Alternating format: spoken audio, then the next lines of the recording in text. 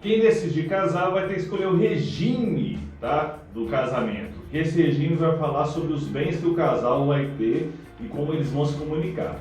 A lei te dá 4 opções para você escolher lá, tá?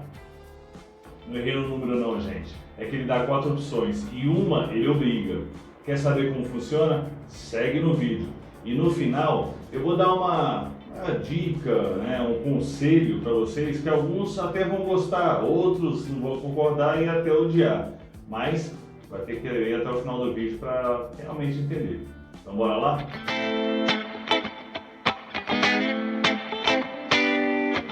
E aí, gente, tudo bem? Hugo Nóbrega, advogado. Hoje falando sobre aquele assunto que praticamente todo mundo quer saber, né? Se você for casar, você tem que escolher um regime de casamento. Até quando você vai fazer união estável, isso ocorre. E hoje aqui eu vou falar sobre todos os regimes, as curiosidades sobre eles e como vai funcionar direitinho depois que você vai lá e assina o famigerado papel, né, o seu contrato de casamento. Bom, então para entender inicialmente como funciona, vamos falar sobre os 4 pontos, né, onde você tem a escolha e como eu disse lá no início do vídeo, que tem um que é obrigatório e você no final vai entender o porquê que ele é obrigatório. Mas quais são esses regimes de casamento que a lei determina? Vamos lá. O mais comum que é a comunhão parcial de bens. Depois vem o universal de bens, ok? Depois participação final na aquestos, que parece que é muito complicado pelo nome, mas é de uma forma bem simples e tem uma motivação para existir, beleza? Aí depois tem a separação total de bens. Esse aí, quando você opta por ele, e aí o final, que é aquele obrigatório, que é a separação total de bens obrigatório. Então, iniciando, o comunhão parcial de bens, que é o mais comum utilizado aqui no país, é aquele onde quando você casa, todos os seus bens adquiridos na constância do casamento vão se comunicar entre o casal. Se você tem um bem anterior ao casamento, ele não vai se comunicar caso você venha se divorciar. Então, isso aí determina que todos os bens adquiridos na constância do casamento entre o casal, tá no casamento, faz parte para ambos. O único ponto curioso sobre esse regime é que, vamos supor que você vai lá e recebe uma herança ou uma doação, esse bem que você recebeu desta forma não vai se comunicar como bem do casal. Caso venha se divorciar, todos os bens que o casal construiu se comunica. Aquele que recebeu mediante herança ou doação não vai se comunicar. O outro regime é o comunhão universal de bens, né? Como o próprio nome diz, ele é universal, ele vai englobar o quê? Todos os bens antes do casamento e durante o casamento. Vamos supor que você tem um apartamento, aí chegou lá e você utilizou esse tipo de regime. Você foi lá e separou, além dos bens que vocês conquistaram quando estavam casados, esse apartamento, 50% também é do outro cônjuge. Lembra que você viu lá no comunhão parcial de bens, sobre bens herdados ou doados? Então, nesse caso, esses bens aqui nesse regime vão sim comunicar entre o casal, tá? A não ser que tenha uma cláusula que tem um nome um pouquinho complicado, que é aquela cláusula de incomunicabilidade. É o único meio do cônjuge não ter direito, no caso, a esse bem. Agora vamos para o regime com o nome complicado. É participação final nos aquestos. O que seria isso? Na verdade, não é tão complicado de entender. É um tipo de regime que se divide em 2 partes, tá? Quando você está casado e quando você vai separar. Vamos lá entender.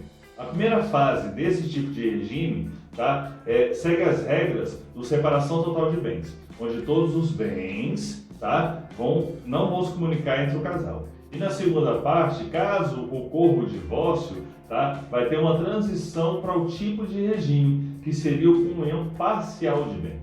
Bom, agora que você viu como funciona realmente esse tipo de regime, aí você deve estar se perguntando agora, mas por que raios uma pessoa escolhe esse tipo de regime para ter 2 tipos em um só?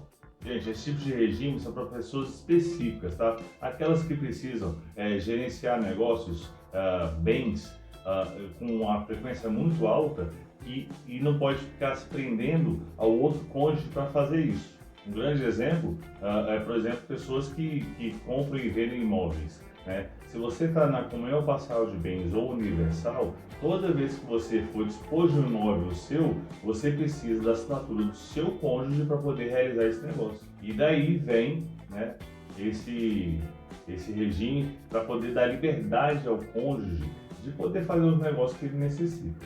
Agora vamos para os dois últimos tipos de regime, tá? O primeiro é a separação total de bens convencional, tá? Que é quando você escolhe, quando você vai contrair o matrimônio, para que o seu patrimônio anterior e durante, tá, o casamento não se comunique entre os cônjuges.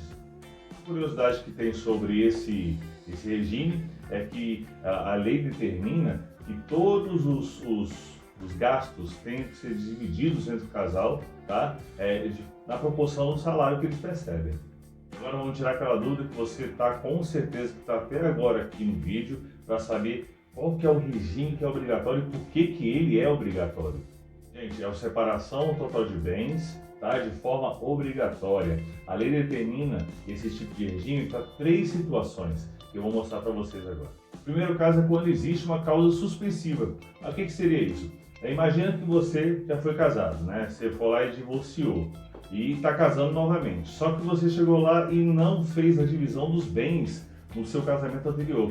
Então, para não prejudicar, tá, o seu ex-cônjuge, você tem que casar com separação total de bens, mesmo de forma obrigatória, tá? Para que o seu ex-cônjuge não tenha os bens prejudicados por esse novo relacionamento que você se encontra. O segundo caso é quando a pessoa tiver idade superior a 70 anos de idade, exatamente para não preocupar a família, né, dessa pessoa com possíveis golpes.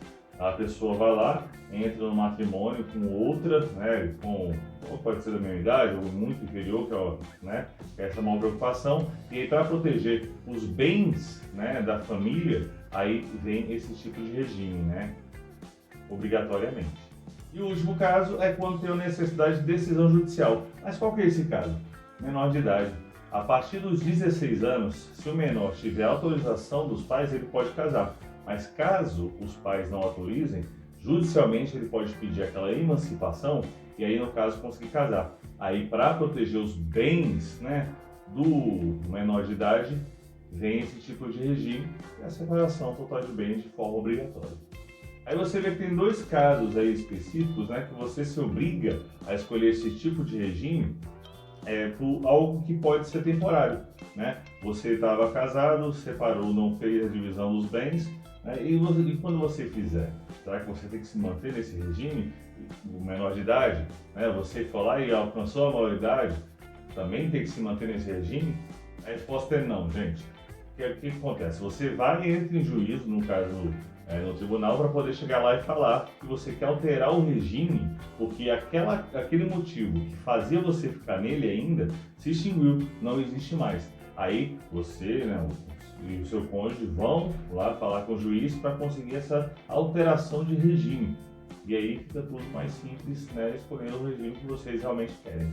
E agora vem aquela opinião, né, famigerada, aquela dica, conselho, né? Vocês podem escolher como quiser, só peço para que não fique com raiva caso chegue nesse ponto, né? Porque eu sei que muita gente tem esse sonho de casar. Mas o ponto que eu queria falar para vocês é o seguinte: eu aprendi muito tempo atrás, não que eu tenha seguido completamente, tá? Mas eu aprendi muito tempo atrás a real motivação do casamento, né? Isso de forma filosófica, tá? Não de forma concreta, correta, legal, né? Determinado por lei, mas que seria o seguinte: não se casa por amor, se casa por conveniência. Mas como assim? O amor não existe? Não tem que se pensar nele? Não, sim, gente. O amor é muito importante no matrimônio. Né? Só que eu penso o seguinte: o amor, ele está aqui para fazer você viver a vida inteira com essa pessoa. Agora, o casamento, né, que tem que ser por conveniência, determina exatamente, demonstra uma necessidade real. Tirando disso, das suas costas, ônus e bônus que não são válidos como se espera. Como assim? Na verdade, o que você tem que pensar é que, como dito aqui no casamento, né, nos regimes que eu te mostrei, toda vez que você casa, você tem um bônus, né, que é o casamento, a maravilha, a união de bens, né, mas você também tem os ônus. tá? Porque as dívidas vêm juntos, os problemas vêm juntos. Tá? Então, o maior problema que eu penso é o seguinte: se você casa por amor, você vai poder abrir um leque, tá, de problemas e você não vai saber realmente como resolver, talvez, lá na frente. E um exemplo disso é porque a gente vai casar e a gente sabe que não tem certeza se ele vai dar certo, se ele vai continuar, né? E aí, devido a isso, o que acontece? Você chega lá, você casa, sei lá, você passa 5, 10 anos casado. A parte final tá aquele inferno, aquela coisa que está insuportável, e vocês acabam e decidem se separar. No momento que vocês se separam, vocês não vão dividir somente os bens, vocês vão dividir outros problemas também, porque a lei determina que todos os bens têm que ser divididos de forma igual, também as dívidas de forma igual. Então você pode trazer problemas que não são necessários para você. Porque, por exemplo, a lei fala que a dívida que é comum do casal, que foi feita para crescimento do lar, realmente é do casal. Agora, aquela dívida que foi criada pelo cônjuge só para o bem próprio, não é do casal. Mas até você provar isso, e se conseguir talvez, é bem mais provável que você herde uma dívida que não é sua e te crie mais problema ainda. No caso, se você estiver simplesmente juntado, né, com aquela união estável, que não tem todos os parâmetros, né, e burocracias que tem um casamento, talvez você se livre disso, que fique muito mais fácil, porque o seu não vai estar atrelado ao do cônjuge. Mas isso é só uma questão da minha opinião, tá? Toda vez que alguém chegar para mim e perguntar sobre esse tipo de coisa, é isso que eu vou falar. Não acho que é errado você casar, não acho que é errado você seguir um sonho, tá? Muitas vezes tem uma base religiosa nisso, então a minha opinião não afeta esse tipo de coisa e a sua posição também não me afeta. É isso, minha gente, eu espero que vocês tenham gostado, que vocês tenham apreciado esse vídeo, tenha trazido muitas informações para vocês. Caso vocês tenham alguma dúvida, tá? Pode escrever aqui nos comentários, nas minhas redes sociais. Sugestão de vídeo, a gente sempre aceita, tá? Pode trazer, que eu vou estudar o caso, vou procurar todos os meandros e vou trabalhar em cima para trazer a melhor informação para você. Não esqueça de curtir o vídeo, se inscrever no canal, compartilha, vamos levar a informação para todo mundo, ok? Grande abraço para todo mundo, gente. Tchau.